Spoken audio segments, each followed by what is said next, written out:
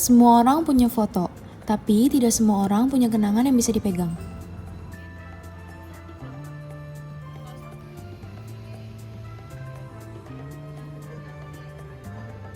Di sini, orang datang bukan hanya untuk foto. Mereka datang untuk mendapatkan pengalaman yang lebih dari itu. Semua ini dimulai dari satu orang, satu hobi, dan satu keputusan. Gue Yusdar, gue salah satu pendiri dari Lensaloka. Mungkin masih berjalan kisaran hampir 2 tahun. Sebelum join di Lensaloka atau sebelum ngebangun Lensaloka, gue kerja di beberapa startup di Jakarta, gerak di bidang digital marketing. After kerja di beberapa kantor, akhirnya gue memutuskan untuk bikin usaha sendiri.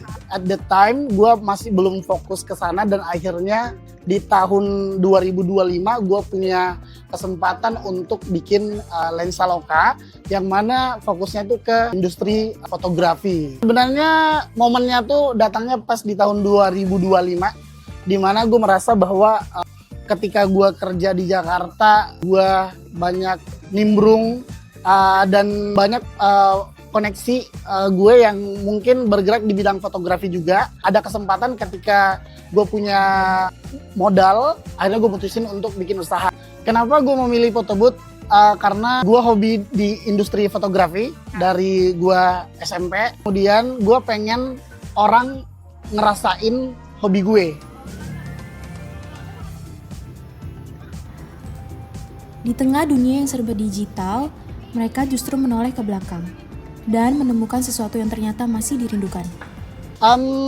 Untuk bikin satu produk, tentunya kita menjalani beberapa proses riset. Pertama, kita ngeriset dulu, kita nge-define apakah produk ini tuh ada marketnya atau enggak, apakah produk ini tuh lagi happening atau enggak, apakah produk ini memang dibutuhin atau enggak gitu. Nah, termasuk salah satu yang akhirnya kita decide untuk magazine itu tuh karena kita ngelihat di industri ini tuh segala bentuk apapun yang penting dia bisa dimasukin foto itu akan ada marketnya. Ini tuh kalau kita lihat dari segi zaman dia tuh udah mulai tergerus sebenarnya karena digantiin dengan digital kan. Nah, that's why dengan adanya konsep yang seperti ini, kita pengen ngasih nostalgia kembali ke orang-orang bahwa itu pernah ada something yang eksis namanya newspaper. Dan dari semua yang sudah dibangun, ada satu hal yang tidak bisa diukur dengan angka. Nggak bakalan bisa maju, kita nggak bakalan bisa growth. Intinya kayak gitu. Kalau takut. Yang paling menyenangkan itu adalah ketika ngelihat hasil kita itu tuh bikin orang seneng. Ya, jadi kayak mereka datang, mereka ngeluarin uang segala macam, kemudian kita bisa ngasih produk yang memuaskan. Itu tuh part yang paling bikin kita tuh happy. Nah, nggak nyangka ya. Dalam artian kayak, oh gue ternyata bisa ya gitu.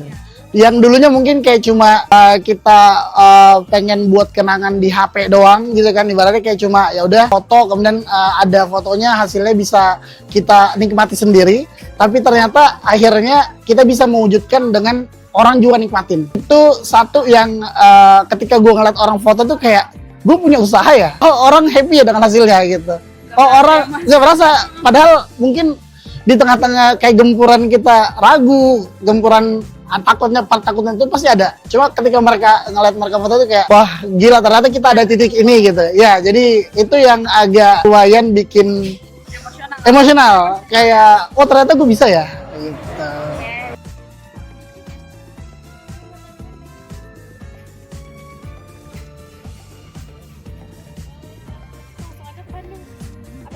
Memaksakan banget ya.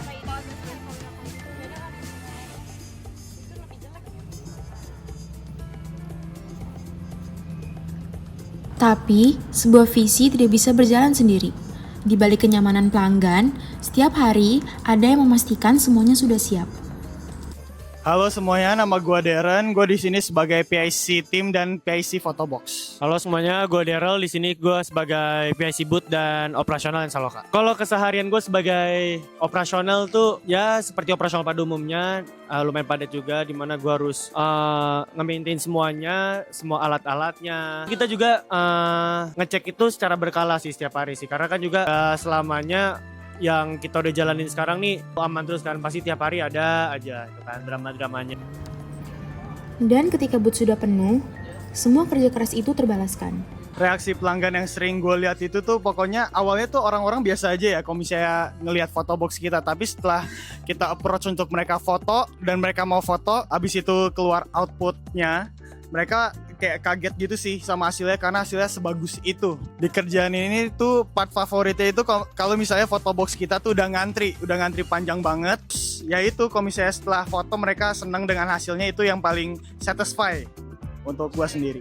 Kenapa Photobox masih bisa diminati sampai detik ini? Pertama, Photobox itu udah jadi tren ya untuk sekarang, untuk orang-orang. Misalnya kayak contoh orang ke Blok M pasti tujuannya untuk Photobox. Jadi kayak itu yang ngebuat Photobox itu tetap eksis dan tetap ngetren untuk sekarang. Jenis-jenis Photobox yang berbeda jadi ngebuat orang juga nggak bosen. Oke. Momen tersibuk tuh dimana ketika Photobox magazine yang kita punya ini itu tuh kadang nggak cuma ada di Blok M gitu kan, kadang kita bawa kemana-mana juga. Jadi dimana kita harus loading barang, kita bongkar barang, terus juga misalnya sebelum ada acara lain kita juga harus ngecek semua peralatannya, semua stoknya apakah masih ada. Tuh sebagai operasional ya, kalau gue pribadi menurut gue tantangan terbesarnya lah ketika adanya miskomunikasi atau misalnya saking banyaknya pelanggan segala macam, mungkin mesin kita jadi panas segala macam, jadi kayak gitu-gitu. Tapi masih itu semua masih bisa kita tangani.